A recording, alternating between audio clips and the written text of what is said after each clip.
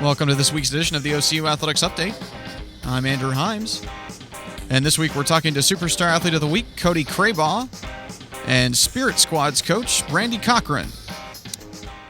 Here on the OCU Athletics Update, we've got Superstar Athlete of the Week, Cody Crabaugh. Last week went 2-0 with a 0.84 earned run average and helped the Stars win a series over Lubbock Christian in Lubbock for the first time since 2004. And Cody, what's been the key for your success on the mound this year? Just trying to be consistent. I try to minimize the thinking that I do out there, and I pitch to contact, so I have to have a lot of help from my teammates around me. They bail me out of some tough situations sometimes. What are some of the highlights that you've had throughout your OCU career?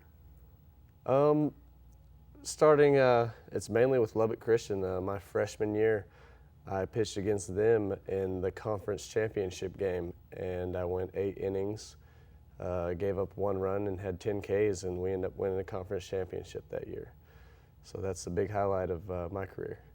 Obviously, you've grown up around a lot of baseball coaches. Your dad, Denny's the head coach here at OCU, and also your grandfather, Dwayne's a coach as well. What's it been like growing up with that kind of baseball influence? I think it's awesome. I mean, student of the game, I love baseball, and I couldn't be happier. Little pressure sometimes when I was younger. Didn't develop very fast as a young kid, so I felt a little pressure to be good enough. I never thought I'd be able to be where I'm at here playing for my dad at OCU, but now that I'm here, I love it. Back in high school at Edmond North, you were a 3-sport athlete featured on the cover of a high school sports magazine at one point. Do you ever miss playing basketball or football? Every day, but I have football in my locker. I have a basketball. We'll throw the football around, shoot some hoops. I miss the competitiveness of playing with a team, but baseball is a sport for me, and I made the right decision. What's your major here at OCU? Physics, actually. How did you decide on that? I got pushed into it a little bit. I wanted to be an engineer. We don't have that here at OCU, and the next closest thing is a physics degree. You can go for your master's in engineering, so I chose physics, and it's wearing me out a little bit, but I'll be all right. Outside of baseball, what kind of a career path do you have planned for yourself? Engineer of some kind, maybe baseball coach. I am prolonging that as long as I can. I don't want to be in the real world. So. Can you share something with us about yourself that people may not necessarily know? Yes, I have a 1.5-year-old daughter. Her name is Emma. She's the love of my life.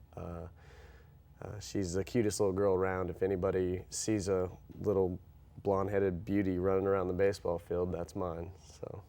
All right, we've been talking to Superstar Athlete of the Week, Cody Crabaugh. The Stars will wrap up the regular season this week and then host the conference tournament at Jim Wade Stadium May 2nd through the 5th.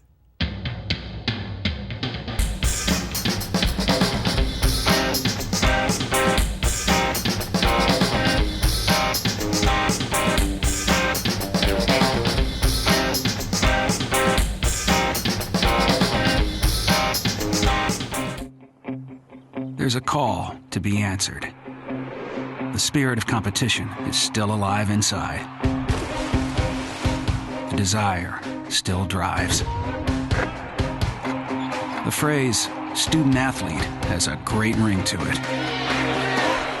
Lasting friendships are ready to be made. You just want to keep playing.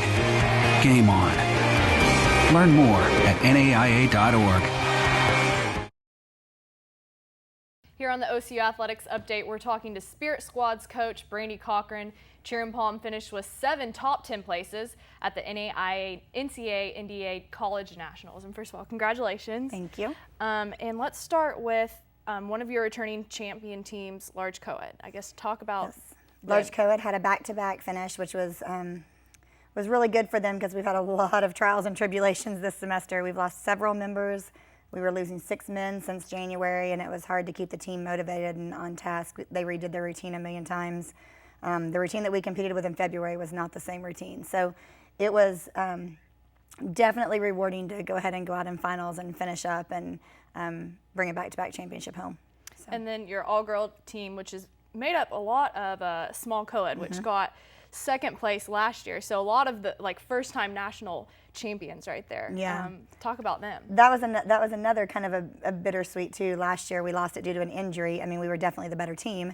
So we got kind of, on my side, I don't want to say robbed out of the championship, but it was not. It was our fault. I mean, we had the injury, but it was sad because you had trained for so long and we were the better team on that. And this year that team did one.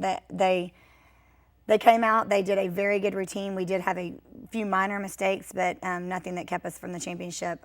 Knowing it was a hard division to go in because not knowing what it was going to be like, since that division did not make last year, we had no expectations as to what the NAIA schools were going to look like in all girls. So we had to kind of base it off of Division III, and Division III was a very, very tough division. So when we went out after prelims and leading by, a .8, that was almost like, okay, so we could have relaxed a little bit, but you don't ever want to relax. You want to be able to finish it up, and not knowing what we were up against until you get there is always a challenging situation. So. And then girls from both large co-ed and all-girl competed in the first appearance of Stunt the Sport. Yes, that is correct. And if we could have stopped at halftime, we would have been a great team. It was wonderful. We competed all season long and ended up being ranked #1 in stunt going in. And it's always hard being ranked #1 because you have nothing to lose. You've got to maintain your status, and everyone's after. Everyone's ready to get you. UCO competed had 2-a-days and morning practices every single day to try to come back and beat us. And on the routine side of it, on the quarters, we still dominated. We still did everything except for third quarter with tumbling. We kind of fell short a little bit there, but we led the game all the way through and fell short fourth quarter. And they definitely hit a clean routine, and they were definitely they should have won it, and there was no questions, but the whole time we were still the better team. We should have been able to prevail and pull it off fourth quarter, but we've got it under our belt now, and we know what it's like, and we know what it's like to lead the whole season and go in first place, so now we have to just maintain that spot afterwards. And then another returning national championship team, the Palm Squad. Talk about, I guess, what they took out of nationals this year. It was very difficult for them because technically speaking and talent-wise, we were the best team there, hands down. And choreography-wise, style-wise, routine-wise, we did not have what they wanted this year. And that's what's hard about Palm, because it has not evolved to the place to where it is actually has a rubric and actually has skills with it. For cheer, you do a full squat of fulls and you get in the 10-point range. With squad, it should be or with dance, it should be the same. When you do a full squat of turns, of elite turns, you should be in the 10-point range regardless. And Palm has not gotten there yet. Palm is still more subjective. So I think that's harder to swallow, knowing that you're a better team and know your skill sets are better, and knowing that they just didn't like what you put out there that day. But they are hungry, and they are ready for next year already, and they're already putting things in the works for the upcoming season, so it should be a good season for them. And then everybody's favorite mascot, Starsky, Absolutely. took home second place this year against a tough competition. Yeah, it was really tough. And going in and watching him, we knew who his competition was going to be. We knew it was going to be neck and neck between the two of them. Daniel Lockman, who has been instrumental in working with the mascot program here, he put a lot of time into it and a lot of effort, along with his team, of creating that. And they did a good routine. They did Christmas in Daytona, and it was refreshing and yet rewarding, and it was so close. I mean, they were very close to having OCU's first national championship, and they come up a little bit short. So I think again they're going to be ready for it next year. And Daniel has graduated, but he still wants to be an instrumental part in that, and I think that's under good leadership. So I think that'll be good for us. And then looking on to the future, tryouts are coming up. Mm-hmm. What is your prospective student athlete look like? We are graduating 23 this Wow. year. But within this year, we are graduating 23 athletes, and that's a big chunk of people.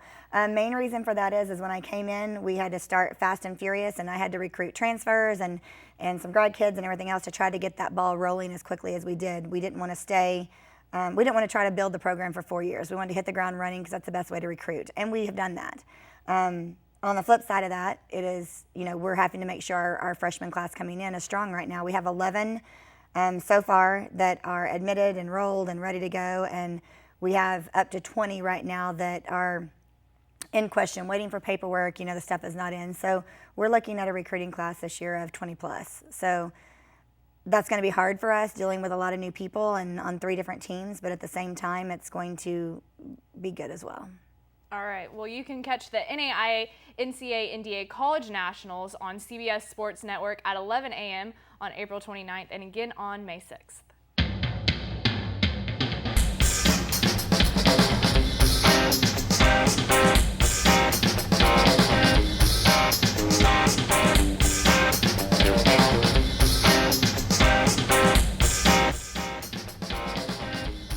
That's it for this week's edition of the OCU Athletics Update. Check back every week for all the latest in OCU sports.